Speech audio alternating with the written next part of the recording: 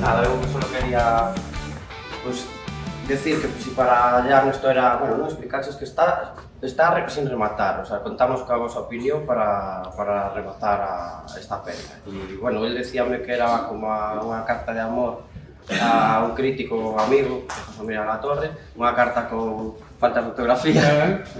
Unha definición próxima.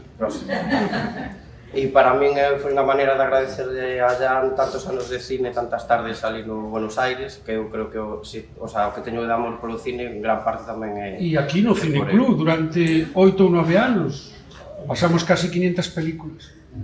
E gracias, sobre todo, a xente ao equipo e a xente que colaborou, que nos permitiu, bueno, que fixo posible a rodaxe e ademais de posible fixo agradable e divertida, que creo que se vai notar, sobre todo no making of que fixo Fran, que poremos ao final. Hai unha xustificación porque el, o mes de novembro, o sea, o mes anterior, se cumpre 10 anos da súa morte, morreu con 69 anos. Bueno, como todas as mortes é unha desgracia, incluso el tiña un pánico e unha obsesión ao vacío despois da morte. Por que nace este traballo? Vou dicir moi sucintamente e moi contundentemente. No Festival de Cine de San Sebastián, fai 2 anos, se pasou un documental convencional, ortodoxo, a típica entrevista, nací en Salamanca, fui al colegio, despois me ficharon un día del ocio en Madrid tal, unha persona que a detesto, Carlos Bollero, o crítico de cine máis coñecido, o mellor pagado nas páxinas do país.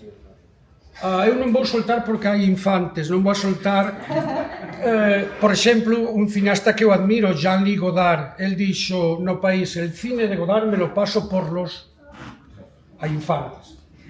Era un maleducado, entonces, si el ten un documental, Carlos Bollero, me pregunto por que este extraordinario novelista, o mellor crítico de cine que eu leín, ele empezou en Fin Ideal no ano 68, con 23 anos. Foi durante 20 anos coordinador da revista dirigido por. Teño que dicir unha cousa anecdótica. Aquí hai 3 personas que tuveron a deferencia, o esforzo, de ir a Barcelona e estar de 4 e pico a 10 e pico da noite falando nunha terraza con José María Latorre, 6 horas.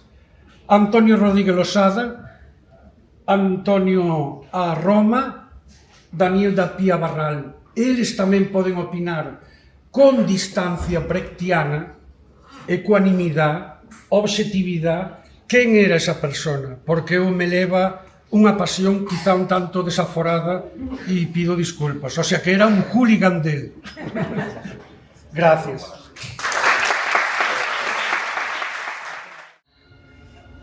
Come inteso non è, ma è convinto che la vita che facevo era costosa. Ho imparato l'ultima.